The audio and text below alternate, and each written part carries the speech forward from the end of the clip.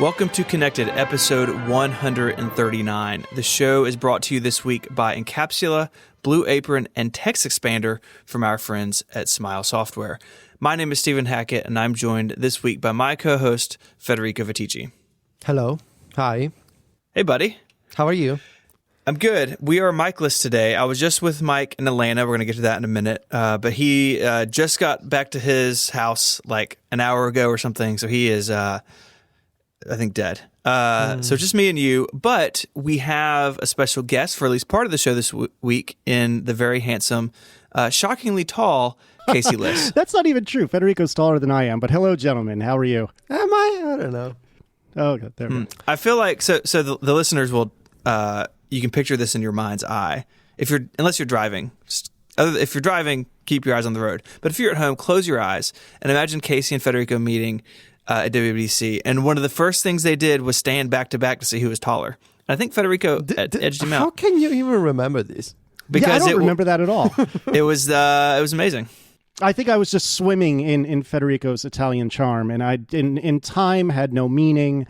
It both stood still and ran much faster than it ever has before. This is so much more romantic that it actually happened. I'm not sure this is the truth at all, but it's good to have you It's on how the I show, remember Casey. it. Yeah, so we could call me Mikeless today if you'd like. But yeah, that we'll dad jokes, they're a thing. But we have some things to discuss, Federico, you and me. We have some stuff to talk about. Okay, sure. So I'm going to set the stage. I'm going to set the stage before you two get into this. So this is the follow-up section of the show. We're going to have a new term. If someone comes on the show to share their follow-up directly with us, because email is too hard, it is called follow on. And so that is added to the lexicon, the great list of follow-up derivatives. Follow-up, of course, being copyright John Siracusa, 2011. So we spoke last week about Plex, which is, for those who may not be familiar, it is a media management software. It has a server component, so you can serve media out to the internet. So if you are traveling, you can watch something on your home Synology, or if you're me, you can watch the stuff in Casey's library because you're too lazy to set one up for yourself. And I believe Federico says some things about Plex that Casey didn't agree with, and so we thought it would be fun just to talk about this a little bit.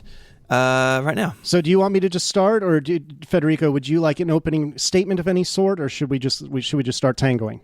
Yes, please allow me the opening statement, which is, I think I said that especially if you're a parent and you want to manage this collection, this library of video files, and you don't want to pay for a lot of content, it makes sense to use Plex. But I also said, for someone like me, for personal usage, I think there's too much overhead, and I don't feel like I want to manage this library all the time. And after listening to the show, you said on Twitter that you had many thoughts, many comments. So I'm still not going to use Plex, but I really want you to change my mind. So please let me know. So here's the thing, kids. Plex is... Kids. It's already a great start. Plex is... It is what you make of it, right? And if you're the kind of person that purchases all your content from streaming services, for example, if you purchase your stuff through iTunes, which the video is still DRM'd, Plex is probably not for you. So if you're all in on Netflix, if you're all in on Amazon Prime Video, if you're all in on iTunes, full stop, Plex is probably not right for you. What Plex is right for is...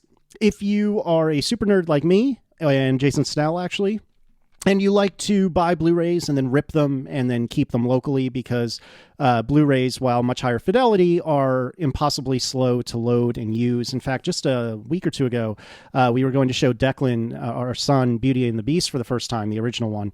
And I put in the Blu-ray, and within 30 seconds, deeply regretted not just watching it on Plex because there's so much cruft and BS to go through. It's preposterous. But I am already dating myself as an old man by talking about physical media. So let's talk about Plex. So what Plex allows you to do is it allows you to set up, like Federico said, a library that has all your video, all your music, all your photos, if you so desire, and all of your stuff in this library.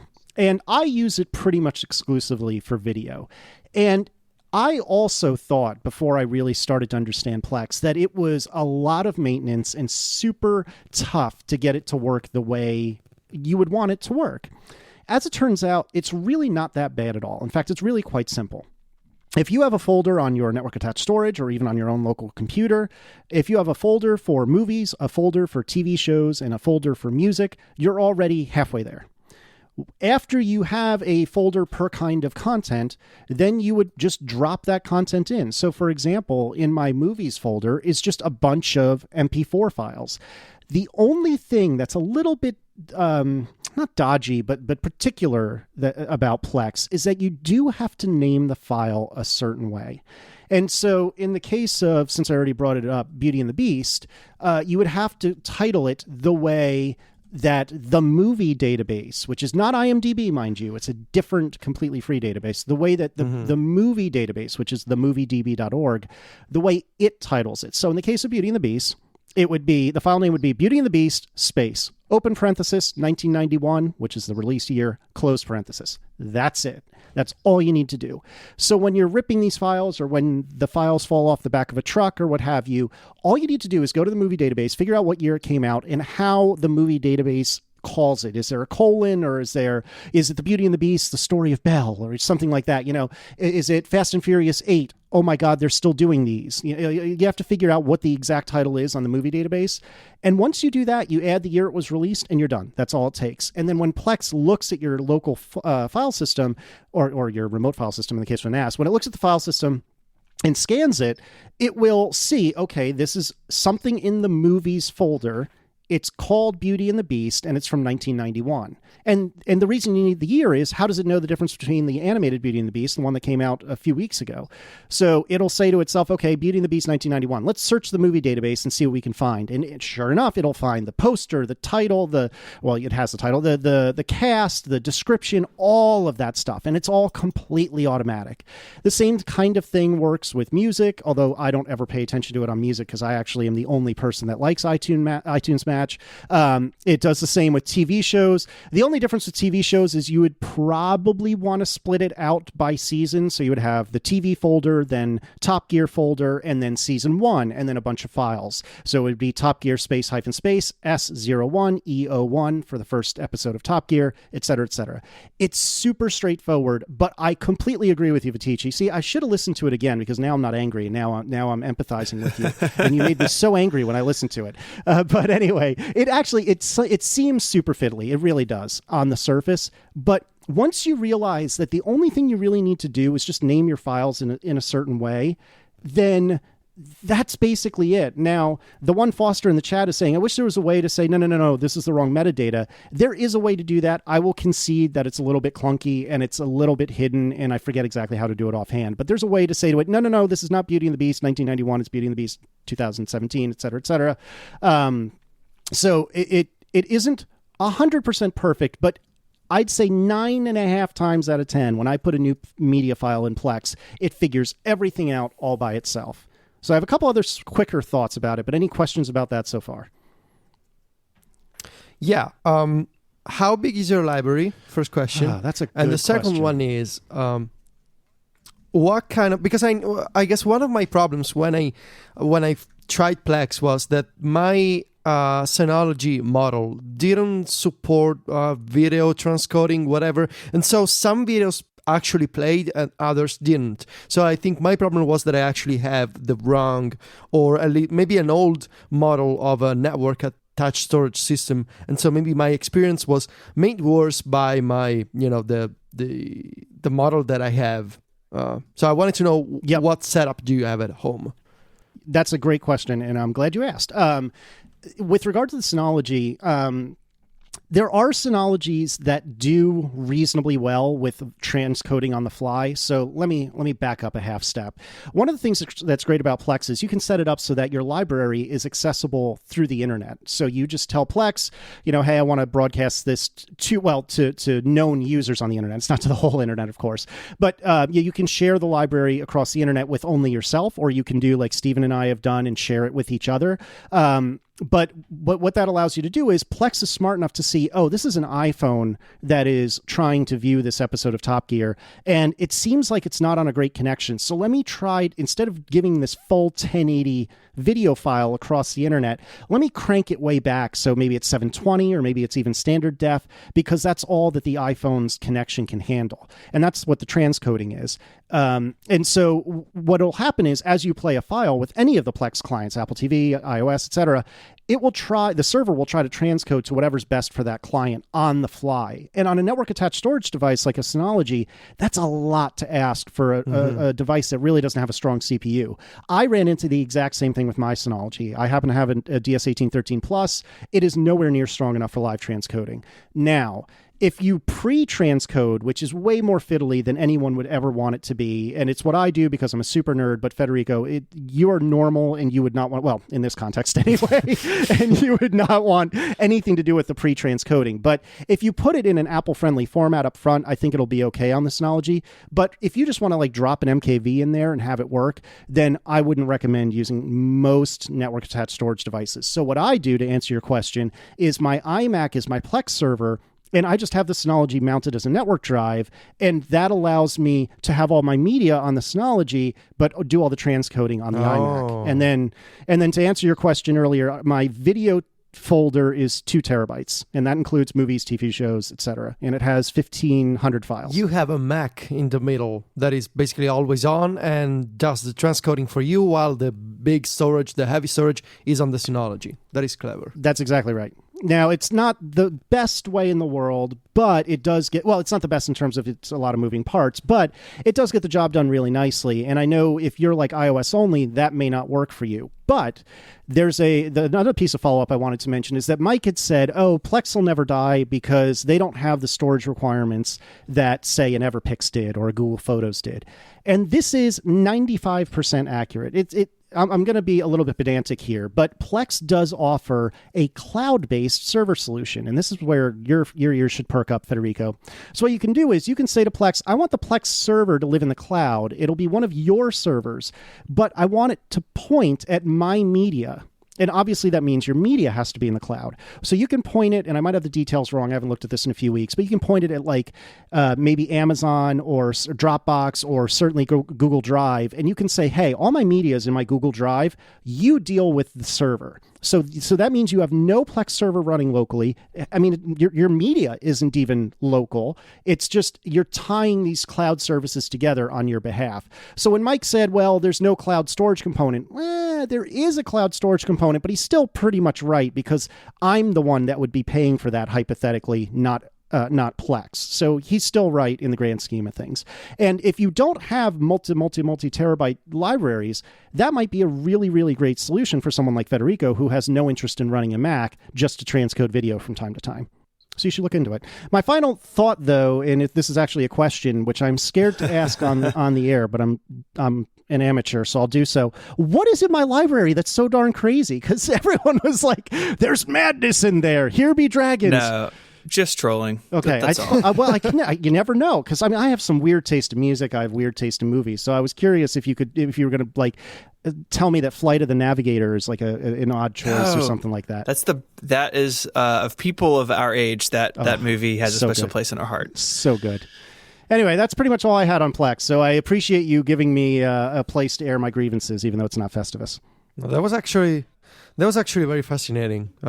I mean, I kind of get it. Like, once you have the naming scheme set up and you take care of transcoding, is actually pretty sweet, because you can have, 2 terabytes. Imagine, buying all of those movies again digitally would cost you a lot of money. So especially if you have kids, I understand why. For someone like me, like I just want to have my iPad and say, well, I have some TV shows here, I have some movies here, just let me watch them.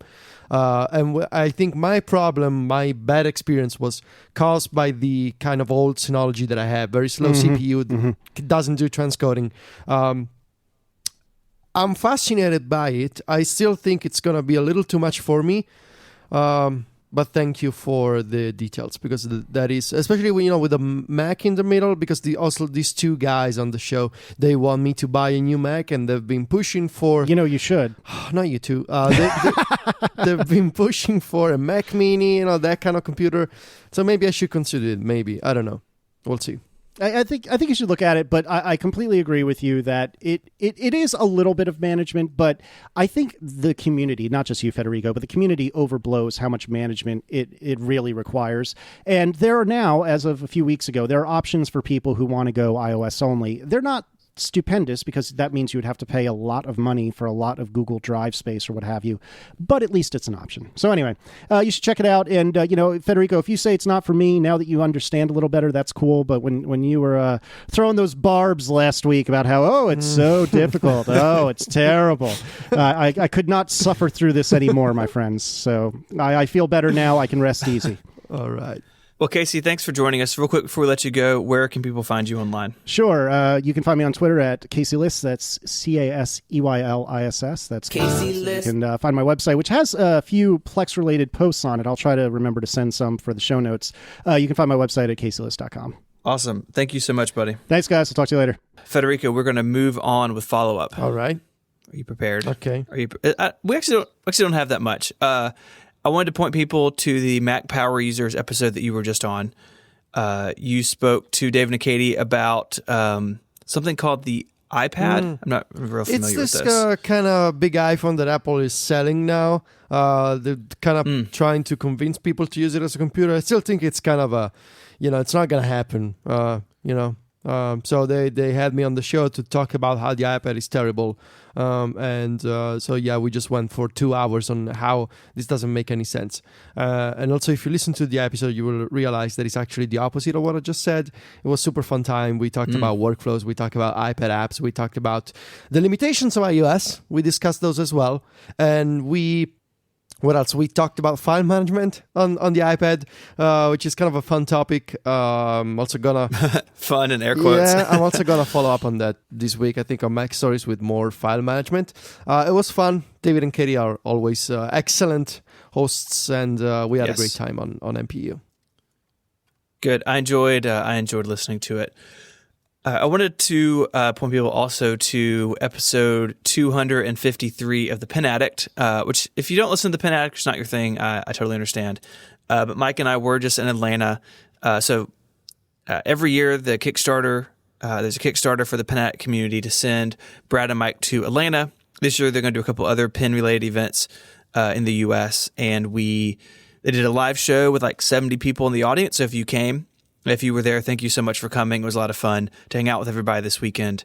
And we're putting a video together for those Kickstarter backers. So if you're a Kickstarter backer of the Pen Addict, that'll be out in the coming weeks. And it's just, it's always fun. It really reminded me of our WWDC events. It's fun being out kind of in the world, doing a show and in front of people and meeting listeners and hanging out with people. So always a lot of fun. And lastly, and I know, Federico, you're going to be really sad about this, Apple Music has delayed the starting of carpool karaoke. This is a bummer. I was actually, and I'm actually serious. I wanted to see what Apple did with this, and they said it was coming in April. Now it's not coming in April anymore, and they gave a very non-specific release date of later this year. So it's kind of strange because from the footage that they showed a while back, it seemed like the show had been shot. It was edited. It was ready. There was a trailer, but maybe they actually needed more time, or maybe they're shooting more episodes. We don't know. Anyway, it's not coming this month. Probably not coming next month either. Later this year, God knows what it means. And as a quick aside, I just saw a couple of days ago on the Italian television that we're also gonna get our own Italian version of Carpool Karaoke. Same name, different hosts. And from the trailer, there were a couple of Italian rappers driving cars around Rome and Milan. It's actually quite promising. So I'm going to check it out because I want to see how badly Italian production can ruin this format. So, so I will follow up on this Italian take on Carpool Karaoke. I think next week or maybe in 2 weeks. I don't know when it airs. But yeah, the Apple one, we don't know when it's coming. Yeah, it's weird, right? Because at Code Media in February, Eddie Q said, "Hey, it's coming in April." Apparently, there was supposed to be a launch party in March in LA, and it was postponed just a couple of days before it was set to take place. So it really seems like they were pretty far into this, and maybe they had some terrible thing take place to take it off the rails. It really seems like they were on their way, right? It's not like it's still in the planning stages. Yeah, I mean, there were trailers and singers and pop stars driving cars. I mean, it was done from the trailer, but then maybe something happened. Maybe they're shooting it again because they want to change the cars. Maybe it's not going to be, people driving. Maybe it's going to be a self-driving car with people in it, Maybe. Oh, there you go. Project Titan meets carpool Maybe it's karaoke. Eddie Q driving with the singers in the back seat. It's kind of like an uncle driving them while they're singing. I don't know. Could be anything, really. It really, that's a whole lot of ideas. So we're going to move into topics, but first I want to tell you about our first sponsor, and that is our friends at Encapsula. Encapsula is a multi-function content delivery network that boosts the performance of your website, protects it from denial of service attacks, and secures it from bad guys, all while ensuring high availability. Over 100,000 organizations trust Encapsula every day. These are everyone from huge Fortune 500 companies like MacStories to single one-person websites like 512 Pixels. It doesn't matter who you are, Encapsula can protect you.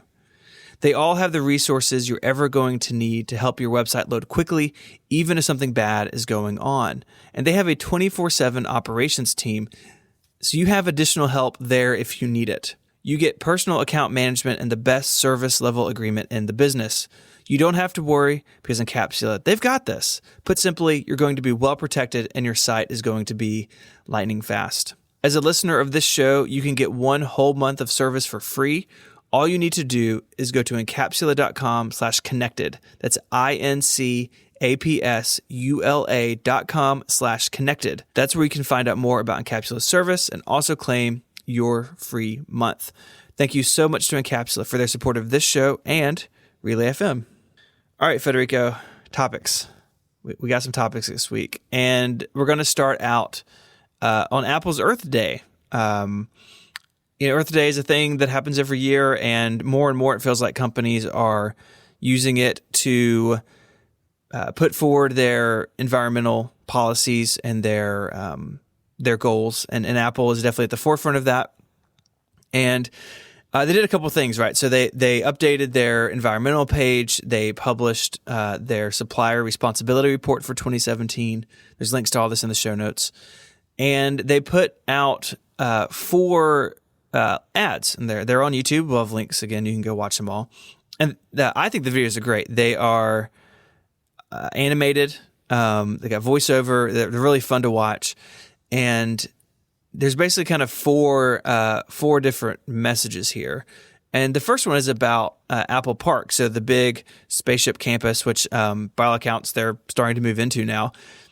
That building is designed to use as little HVAC, as little air conditioning as possible. And they're doing this by bringing in outside air, and they have like cool water running and basically using the building as a type of radiator to keep things cool. It's really pretty interesting. Yeah, it's a fascinating setup where they're basically, it's based on the idea that humans, especially in work environments, they tend to perform much better if there's direct sunlight and natural air. So instead of having this AC going all the time, they worked with the Norman Foster's, the company who did the architectural design and for Apple Park, to make sure that the very unique shape of the building would ensure, combined with these flows of cool water into the cement itself of the structure, would create this natural cooling, and combined with the all glass outside walls would create this natural sort of environment with direct sunlight, natural cooling, and it doesn't feel like living and working in a traditional office, with the AC and with the fake lights, I think I cannot imagine. I honestly, I've been thinking about this, like what kind of feeling could it be of working in this big ring-shaped building that it feels like you're actually outside. And I'm really curious to visit as a tourist and see if it's possible to get an idea what it feels like. It sounds very, very intriguing to me. Yeah, I think so, because there was a report out a couple weeks ago that Apple has like basically bought every tree you can plant within hundreds and hundreds of miles. It's actually hard to find trees to plant now in that part of California because Apple has bought them all, and it's going to be a space that's dominated by nature. And so you're right, the building is sort of transparent to the outside in these ways, and you look out this huge floor to ceiling windows and you just see an orchard of trees and you feel the breeze. It seems like it's kind of the opposite of my office, which is basically a concrete bunker in which I've blacked out the windows and have air conditioning. But I don't want to see sunlight. Please go that's away, right. Get rid of it. The second video is not. It struck me as the oddball out a little bit, that it is more about Apple's products and testing them to make sure, they say safe for the environment and safe for people, but they really talk about people. And the story here is that Apple makes its own fake human sweat to test products with, which is kind of gross. Yes, it is. But I guess the idea is that because Apple wants to make sure that their products are durable and that people don't just throw them away every couple of years, what is one of the first source of damage and wear on Apple devices? Where it's sweat, because you're actually wearing them, especially with the Apple Watch, with the AirPods. Human sweat is, one of the primary factors to, causing damage and wear and tear on electronic devices.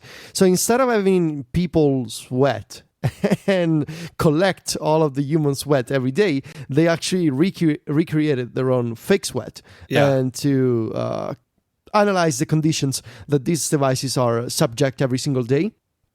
It's very fascinating, but just looking at the pictures, I mean, it's quite something, I wonder if it also smells like human sweat. That's the first thing I thought. Is it really like human sweat, or is it like it's water, but there's some particles inside that make it behave like sweat? That is super fascinating, It's recreated in their own labs. Kind of weird, but also kind of genius, I think. Yeah. I mean, if you think about the Apple Watch in particular being something that people wear when they work out, it's different than when Apple was just making Macs, right? Like usually you don't sweat all over your iBook. Oh, usually. But the Apple Watch, it's designed for working out. The phones now are water resistant. People run with their phones. You have not only headphones, but you have the AirPods, and you have some of the Beats stuff with some, like the Power Beats and the Beats Yaks, kind of marketed and designed for working out in to a degree. This is a thing they're dealing with now, and so of course they are, actually testing it. It's just weird to think about. Yeah, it is, especially after looking at the pictures. Yeah, I can't be unseen. The third one was about solar farms. This is something that Apple has talked about in the past. It's like a 40 megawatt solar farm in China, and they are using land that is used for yak farming. I don't know if farming is the right word. Raising yak, and artisanally raised, handcrafted yaks. And they're building these solar farms in a way that the land is dual use. So the solar panels are way up high. They don't block all the sun, so there's still sun on the grass for the yak to eat, because yaks like grass apparently. And it's just repurposing this land.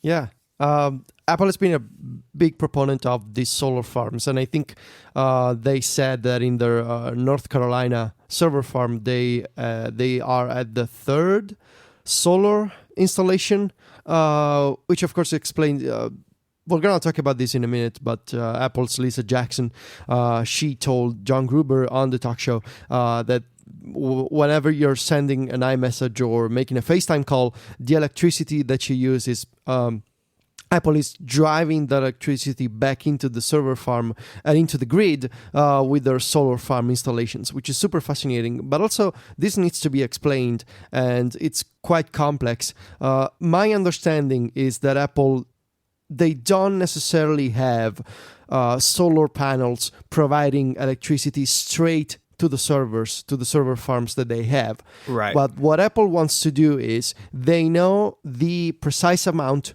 of power and electricity that they take from the grid. So what they want to do is they want to build enough renewable energy sources and solar farms to put back at least the same amount, if not more, of the power that they're taking from the grid back into the grid for other companies and other people to use, and maybe even Apple itself, but that depends on how the grid, allocates power.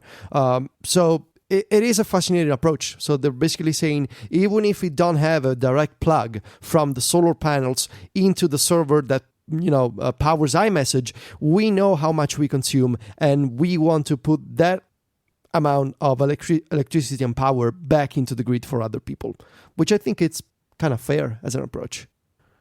Yeah, that's basically what they're saying is, it's not like we have an extension cord plugged into the back of the Apple Store, right?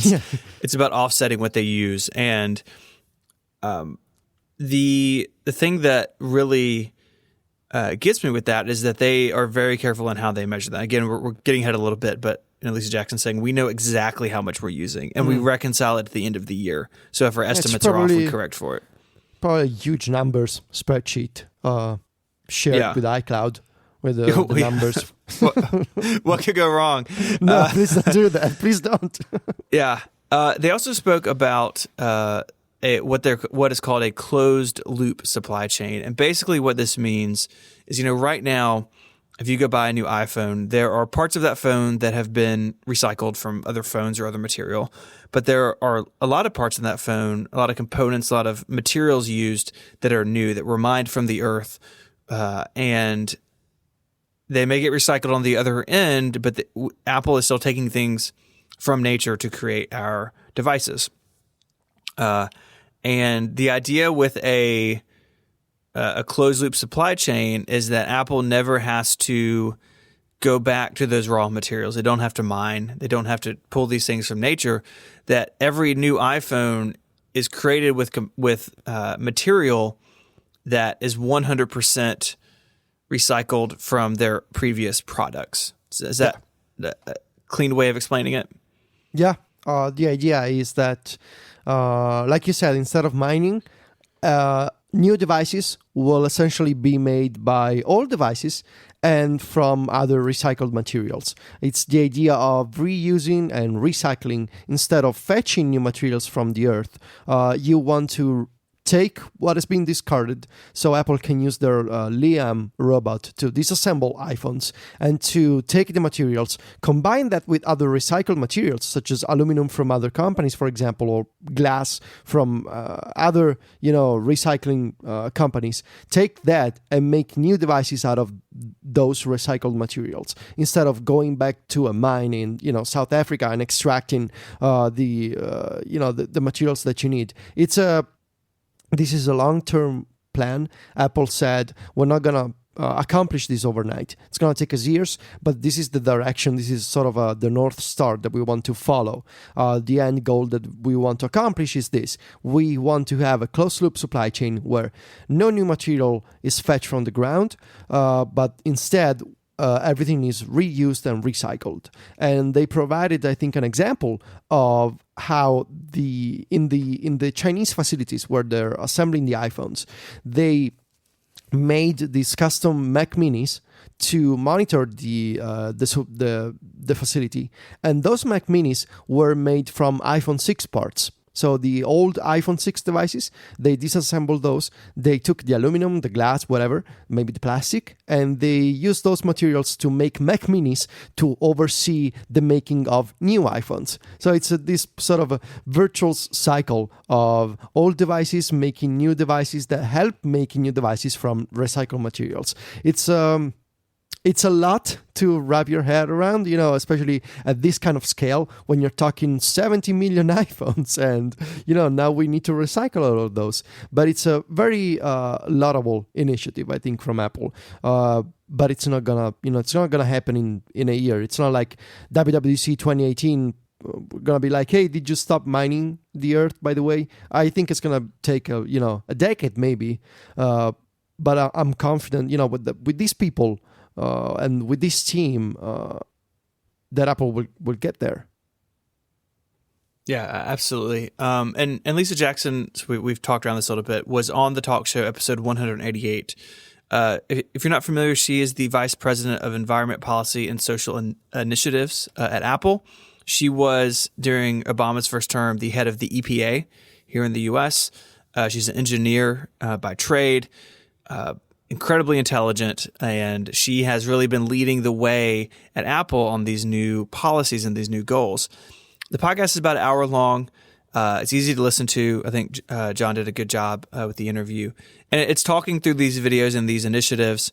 There's some other stuff in there, like they have protected a bunch of forest area in China to, again, to offset their use of paper in their packaging. But they're at like 99% recycled and responsibly sourced paper in their packaging now. They're moving to all paper packaging, getting rid of other less friendly materials in their packaging. And if you've unboxed anything recently, you have seen that there's no plastic clings anymore. It's all like this weird, like waxy paper, and they keep moving forward on that. But the big point that I left with is that the statement that renewable energy and recycling aren't financially viable for corporations, how that's a pretty dumb argument. Yeah. And we've seen that, and we're not going to get political. I'm going to try not to get political, but that's been something that we've seen very recently here in the U.S. of, hey, we need economic growth and we need environmental protection, but there are people who believe those in the wrong order, that we have to get rid of this regulation so once companies can be profitable, then they'll protect the environment on their own. And really, Apple is really one of the only companies that does that. And they are proving, and Gruber said this in the show, that Apple is the biggest company on the planet, right? They're the most profitable, and they have the decision making all the way at the top to do this stuff. And so if Apple can do it and maintain their ridiculous margins, then it's a model how other companies could do it, basically. And things like climate change and renewable energy should not be partisan. They should be something that everyone is doing. And that corporations, and I like that Lisa Jackson said this, that corporations have a responsibility in that, right? That Apple is going well above and beyond the regulation in the U.S. and places like China because they feel like it's the right thing to do. And I don't know. I really enjoyed the interview. Yeah, Lisa Jackson, she made those excellent points on how corporations shouldn't believe that the renewable energy is not a priority. And like you said, we don't want to get political, but it's one of those things that, at least in my mind, it just seems to make sense, right? I mean, if you're cold in your house, you could set fire to the house. It would be warm, it would be hot, but then you wouldn't have a house anymore because you just burn it down. And instead you use a radiator, which is a renewable energy source that you can reuse over time to be warmer instead of just setting fire to the entire house. And that is the idea with the Earth. We've been given this planet and we've been destroying this planet for thousands of years. Now we have the skills, we have the money, and we have the knowledge to sort of funnel different energy sources into different systems to make power, to make energy, and we should use those because they're awesome and they don't actually kill this planet. So we don't have to move to Mars with Elon Musk, which, I mean, it's totally fine if you want to go to Mars with Elon. Probably gonna be awesome, but it's kind of a long trip. So. I mean, listen to the interview because Lisa Jackson and John, they did an excellent job to explain this stuff, which is very, very complex stuff, to think about, especially for big corporations like Apple. And, especially when you start talking about the financial opportunity for a company combined with the ethics aspect. When you start mixing, what is the return on investment on this, but how do you reconcile that with the ethical sort of standpoint with the company that says we're a company, we need to make money, but we're also made of people and we have values. So it's a very fascinating discussion. You should listen to that. It's just an hour. Yep. So we're going to move on to our next topic, but first I want to tell you about our second sponsor this week, and that is Blue Apron, the #1 recipe delivery service. They have the freshest ingredients. For less than $10 per meal, Blue Apron delivers seasonal recipes along with fresh, high-quality ingredients to make delicious home-cooked meals. Blue Apron's mission is simple. They want to make incredible home cooking accessible to everyone while also supporting a more sustainable food system, setting the highest standards for ingredients, and building a community of home chefs. Blue Apron seafood is sourced sustainably under standards developed in partnership with the Monterey Bay Aquarium Seafood Watch. Their beef, chicken, and pork come from responsibly raised animals, and their produce is sourced from farms that practice regenerative farming. Every Blue Apron meal comes with step-by-step, easy-to-follow recipe cards and pre-proportioned ingredients that can be prepared in 40 minutes or less. With Blue Apron, you're going to learn not just how to cook those recipes, but how to cook in general. Following their recipe cards is going to teach you new cooking skills that you'll be able to use every day. With Blue Apron, you can choose from a variety of new recipes each week, and no recipes are repeated within a year. You'll be able to cook meals like mushroom and Swiss cheeseburgers with roasted rosemary potato wedges, spicy chicken sandwiches with Alabama white sauce and sweet potatoes, and lots more. Blue Apron delivers to 99% of the continental United States. There's no weekly commitment, so you only get deliveries when you want them. You don't have to worry if you're going to be out of town or something that you're going to have food going to waste. And their freshness guarantee means that every ingredient arrives ready to cook, or they will make it right. Check out this week's menu and get 3 meals free with your first purchase, including free shipping, by going to blueapron.com/connected. You will love how good it feels and tastes to create incredible home cooked meals with Blue Apron. So don't wait. Visit blueapron.com/connected. We thank Blue Apron for their support of this show and Relay FM. Blue Apron, a better way to cook. So Uber did some bad things and Tim Cook got upset. This is my summary. It's a good TLDR. This came out in the New York Times over the weekend that some version of Uber, the Uber app for iPhone in the past, was identifying and tagging iPhones. And they were doing it in a way that persisted across the app being deleted and even the iPhone being restored, so iOS being put back on it fresh.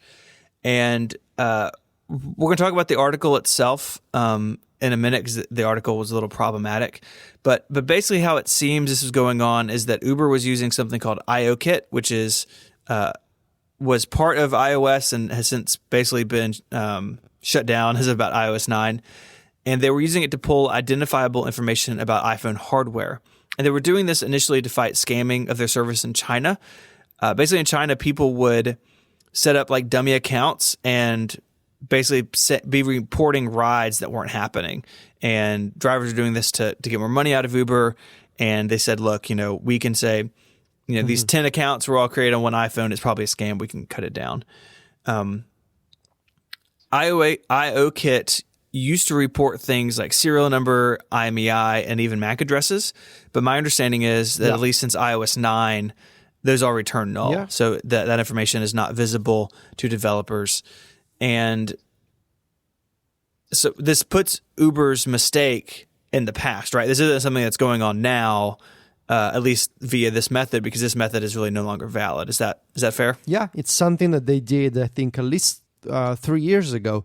And the Times, I think Mike Isaac wrote the story. He talked to 40 to 50 old and current Uber employees. And this is just an anecdote from 3 years ago. I think late 2014, Apple discovered what Uber was doing, and they summoned, what's the guy's name? Travis Kalanick? Yeah. Their CEO. To Infinite Loop and Tim Cook gave him a very stern talking to either fix the problem and what they've been doing to circumvent Apple's policies, or they would get Uber out of the App Store. But also we should mention that it wasn't just that Uber was using these private APIs to identify iPhones, but they had implemented a way to not be caught by Apple. So they were using a geofence that basically, if you were an Apple employee on the App Store review team, Uber had a geofence around the area of Cupertino and Infinite Loop that would basically hide that portion of code to Apple's app review. which is kind of clever, but also against the rules. And the story reports that eventually employees from outside of Cupertino, because of course Apple has many offices, and I would assume that App Review has several teams around the world. They those outside of the geofence, they saw the code. They told Apple back in the US, and that is when Tim Cook found out and had the talk with the Uber CEO.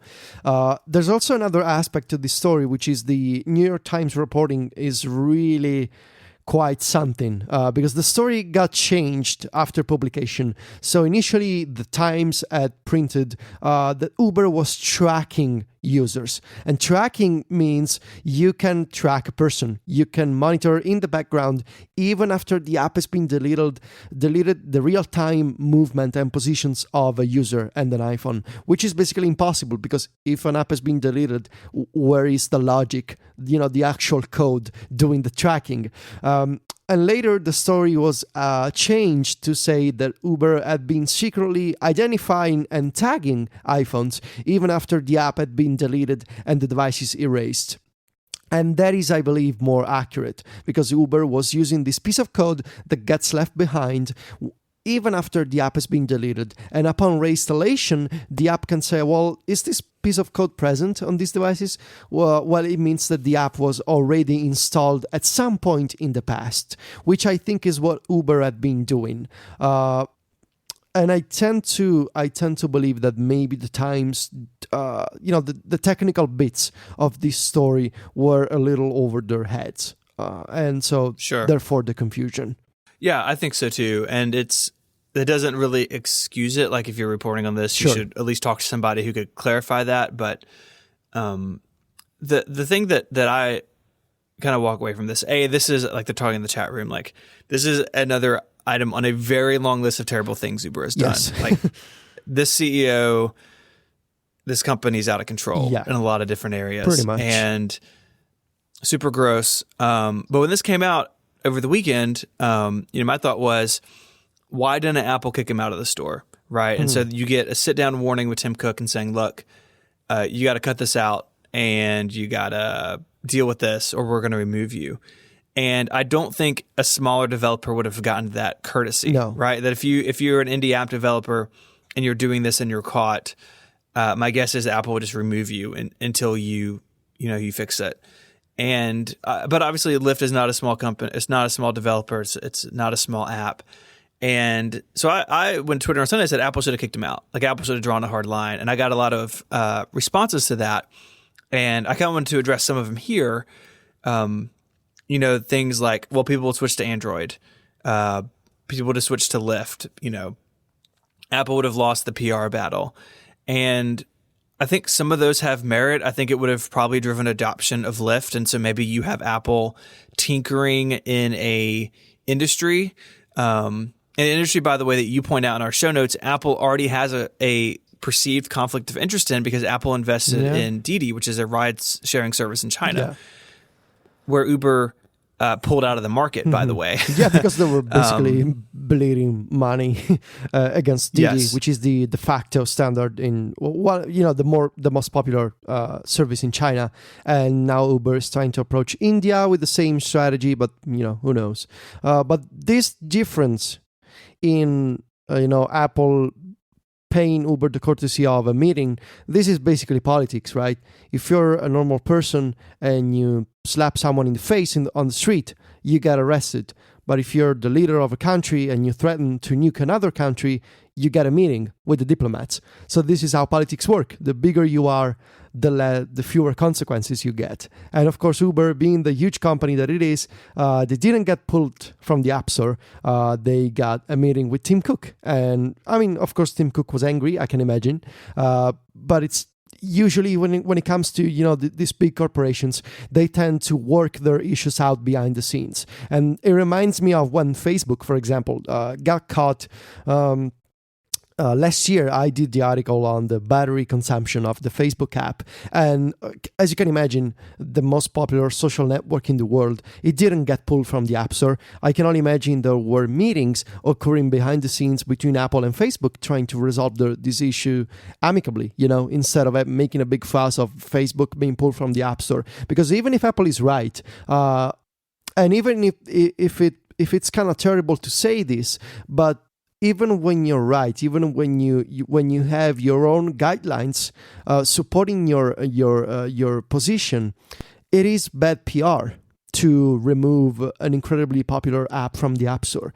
And this is when it gets tricky, because we're talking of corporations, each with their own best interests in mind, and they're all trying to make money, but they also have values, which goes back to what we're actually talking about, renewable energy sources just a few minutes ago. How do you reconcile that? And usually with these big companies, the solution is you get the leaders to talk privately behind the scenes with no reporters, and most of the time the issues are resolved.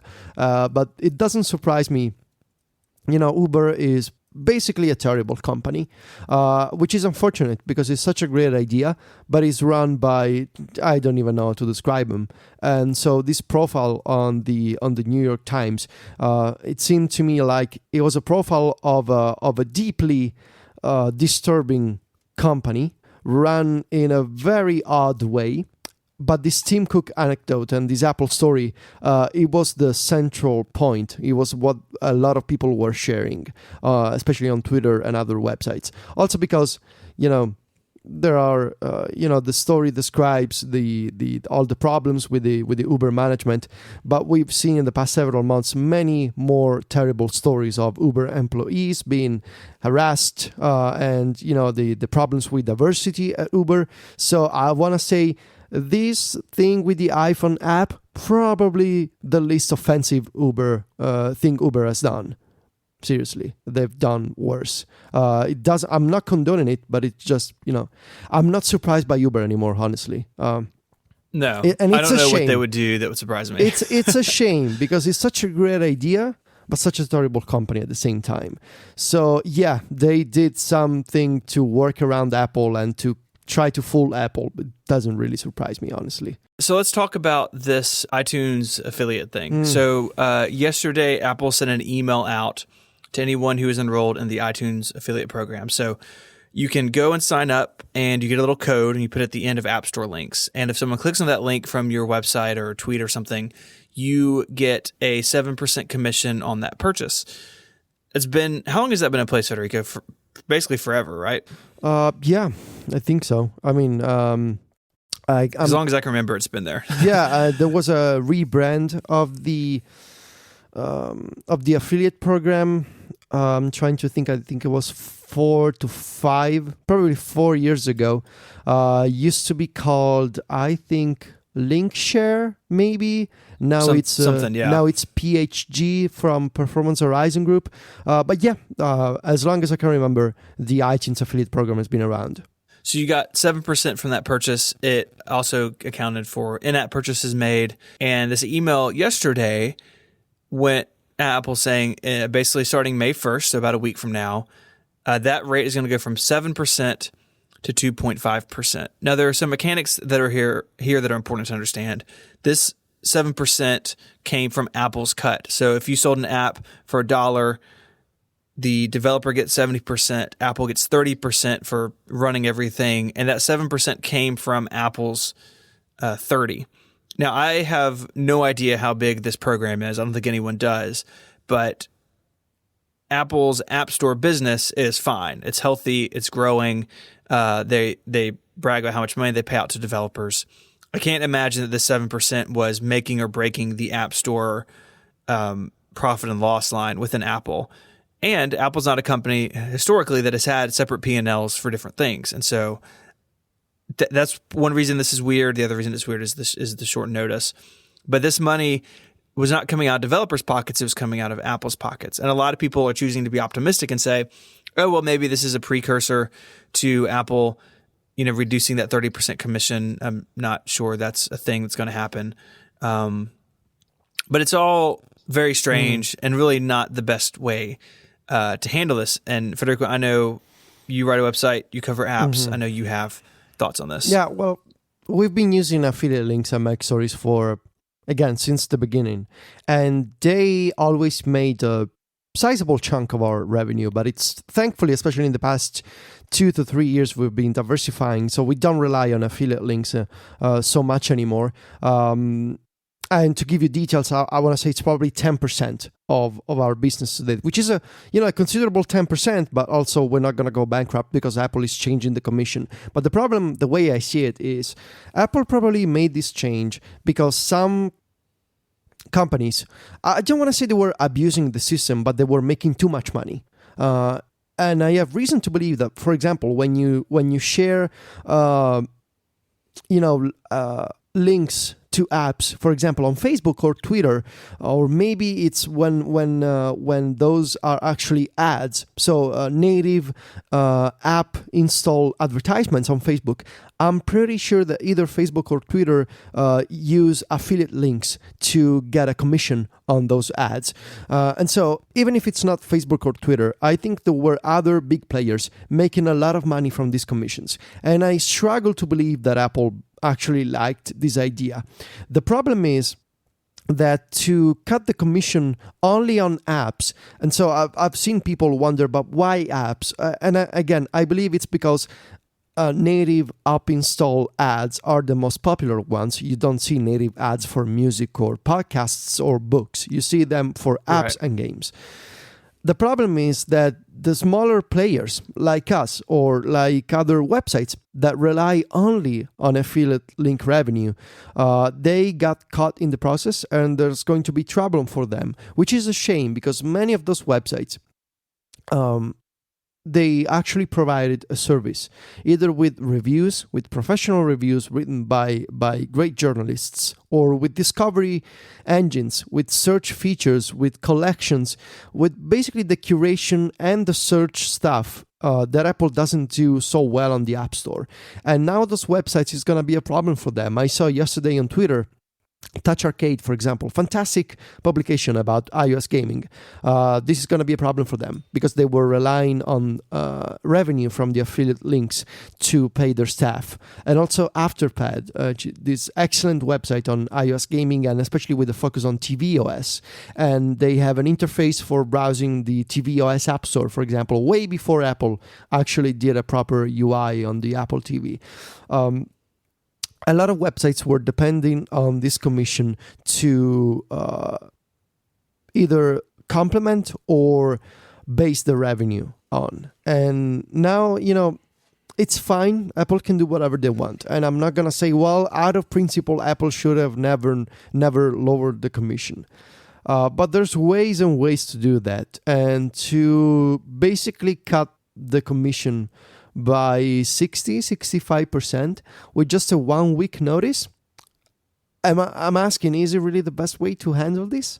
At least, I think they shouldn't have lowered the commission so much. And I would have preferred to see maybe a tiered structure where if you make more than X, thousands of dollars every year, you get this lower commission. If you make less money, you get a higher commission. So there could have been ways to handle this, to differentiate between the smaller players and the big players, and especially the social networks that are actually rewriting the links to make a commission. But even aside from that problem, there should have been a longer notice. It's just the more elegant and right thing to do. We're talking about ethics today, and it doesn't strike me as really the best approach, the best human approach, to just send out an email to millions of members of the, maybe not even millions, but thousands of members of the affiliate program and say, oh, by the way, we're lowering the commission by 65% in a week. Good luck. Is it really the best approach? I don't know. I don't think so. The abruptness is really my problem with it. And that it wasn't even anything that, they could have moved to a tiered system. They could have moved to, something that stepped this down over time. And the fact that it wasn't done in conjunction with some other announcement, right? Like people are clamoring for the 30% to move down.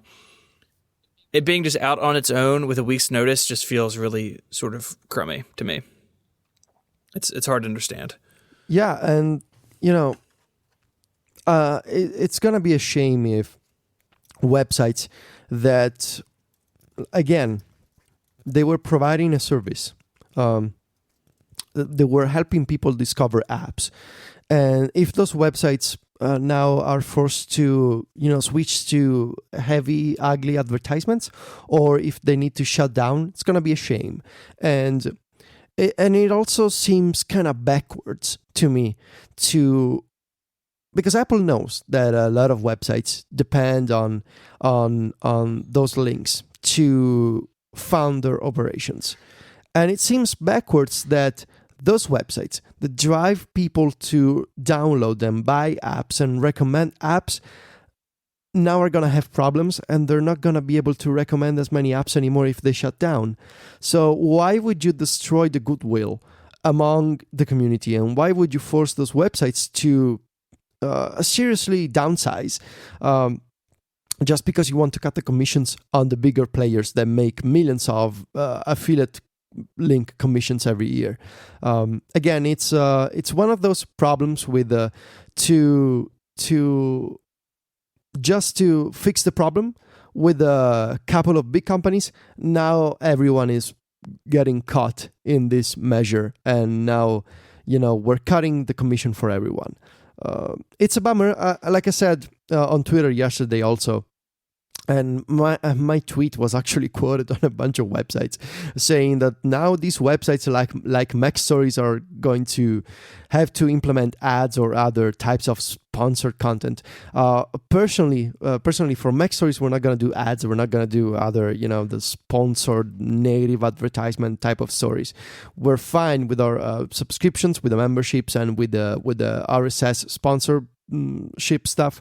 Like I said, I always kept in the back of my mind the possibility that eventually Apple would change the commission. And that is why we expanded to other revenue streams in the past couple of years, especially with the membership stuff on Club Mac Stories. But I also recognize that there are other websites that cannot do the same, that they have maybe smaller teams, they're sometimes even individual operations, and it's a shame that now they're not going to be able to continue, or they will have to switch to, I don't know, Google AdSense and maybe make a fraction of that revenue. It's just sad, especially with the way that Apple dealt with this. I mean, a 6-month notice, it would have been fine. It would have been a bummer still, but it would have been a human, a proper way to treat other people. That's all I'm going to say. Yeah, that's totally fair. And I, for one, I'm glad Mac Stories will be okay. We have a lot of friends who that's not necessarily the case for today. So we got one more topic, a fun one. You've done something new we're going to talk about that I'm excited about. But first, we're going to talk about our third sponsor, which is Text Expander from Smile. Text Expander for Teams is a productivity multiplier.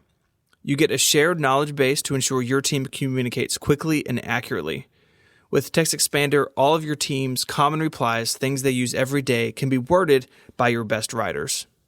They're all immediately accessible and searchable through simple abbreviations and keyboard shortcuts.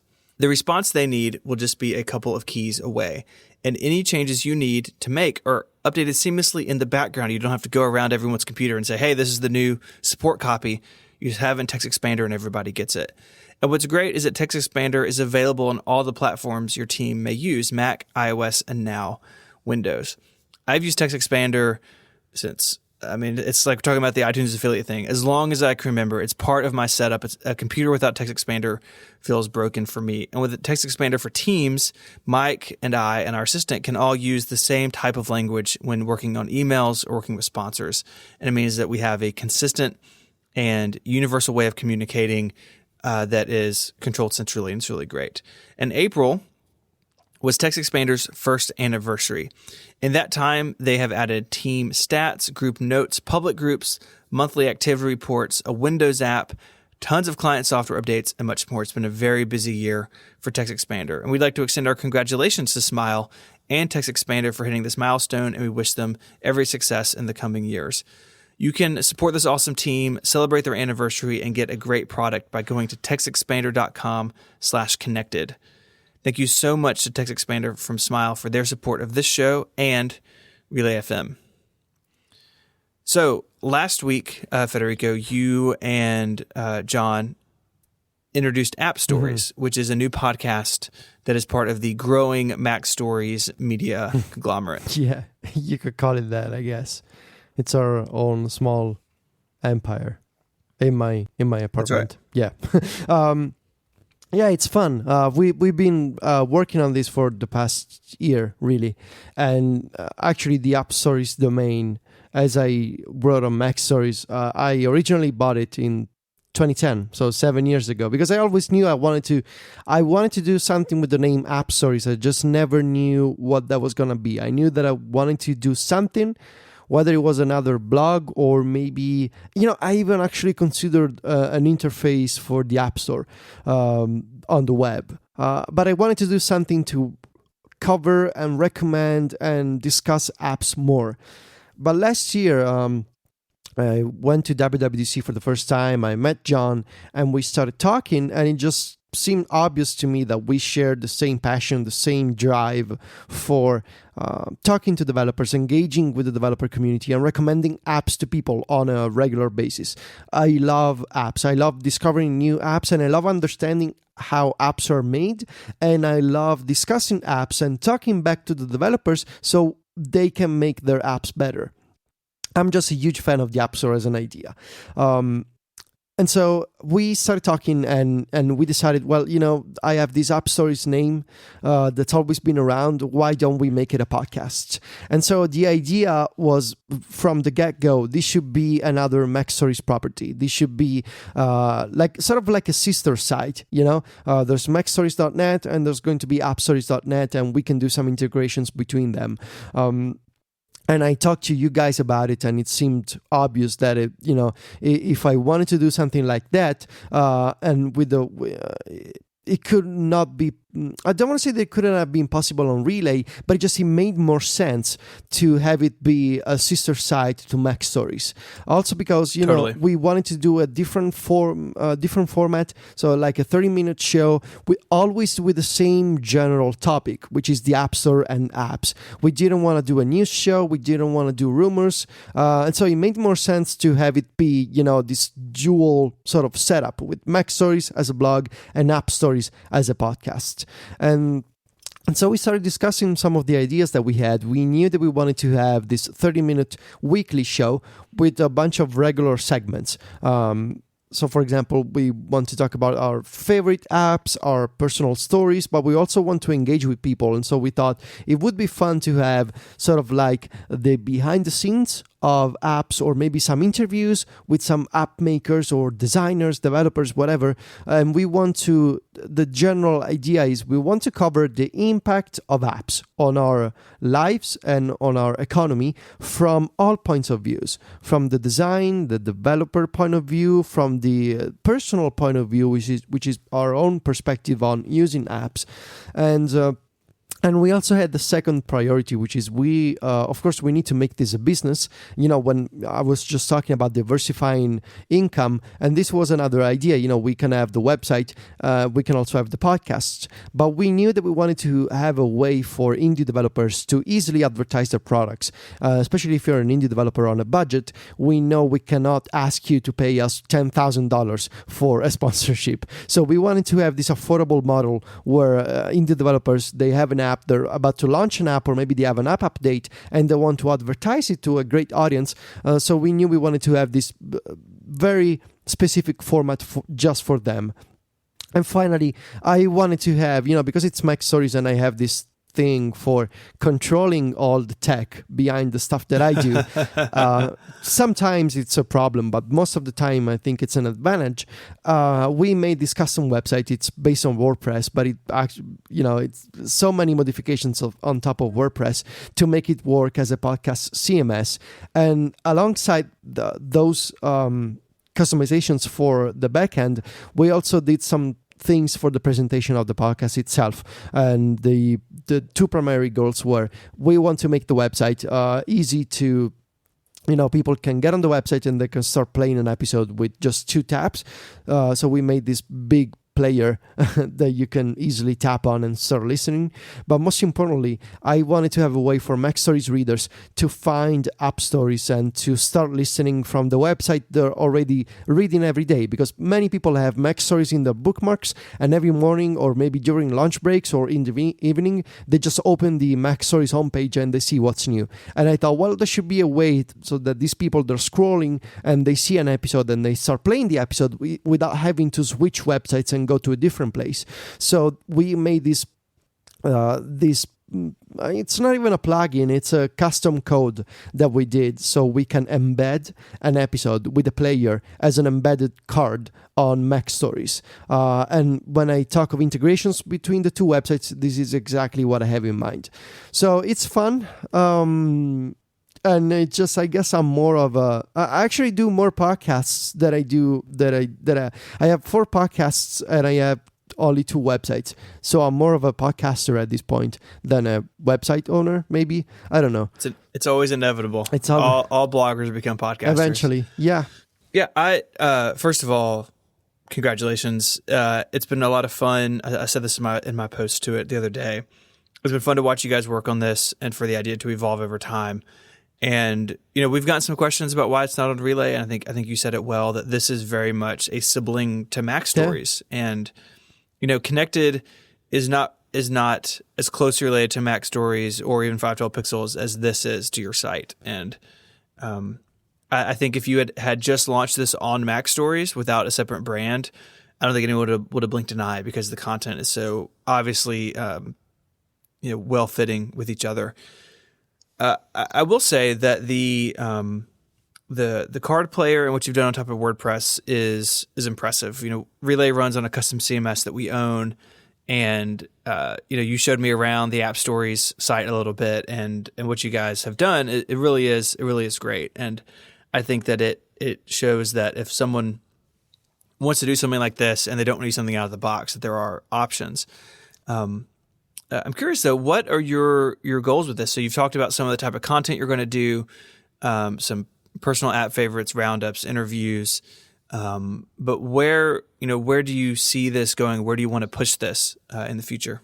And I think for sure what I want to do is I want to have more voices on the show. I want to have guests, and I want to tell stories of people that you usually don't see in the spotlight. And so we're gonna start with our first guests very soon. But in general, I want to go beyond the usual app names that you read on Mac Stories or that you see featured on the App Store. So one of my goals is to give a voice to people who make apps that you usually don't see or don't read on tech publications. So, whether it's a kid from India making apps or, a studio from Amsterdam, whatever, I want to tell those stories. And also I want to find kind of a rhythm, and sort of that integration between Mac Stories and App Stories. Some of the ideas that I have involve, for example, when I'm working on an app review, maybe there should be some tie to App Stories as well. There should be some integration between the written review and the audio version. So this idea of App Stories being a complement to Mac Stories and not just a different thing, but with two distinct websites with the same foundation. That is something that I want to explore in the future.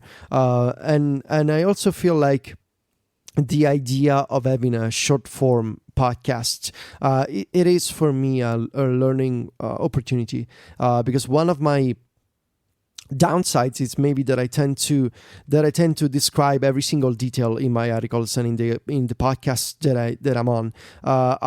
I'm a perfectionist, and I'm also every time I write app reviews, I need to get every single detail out of my system.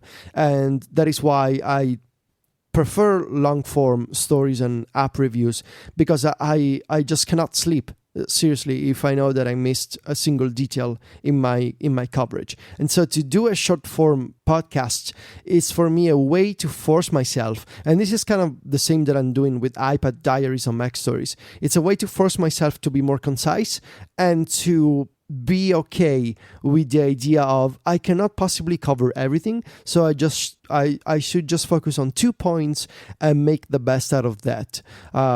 So I want to continue that because I think to be able to do both, both the obsessive long form and the focused, tight short form, it'd be good for me as a content creator, if you will. Yeah. If you haven't checked it out, we'll have links in the show notes. 2 episodes are up now. I finished listening to episode 2 this morning and really enjoyed it. And I think our audience will too. If you want to find links to all the stuff we've talked about, you can do so this week in your podcast app of choice or on the web. Fire up your internet browser and go to relay.fm/connected/139. If you want to find us, you can do so on Twitter. Federico is VITICCI, and he writes macstories.net. You can find Mike. He'll be back next week, but you can find him on Twitter as IMYKE, and you can find me at 512pixels.net or at ISMH. Until next week, Federico, say goodbye. Arrivederci. Adios.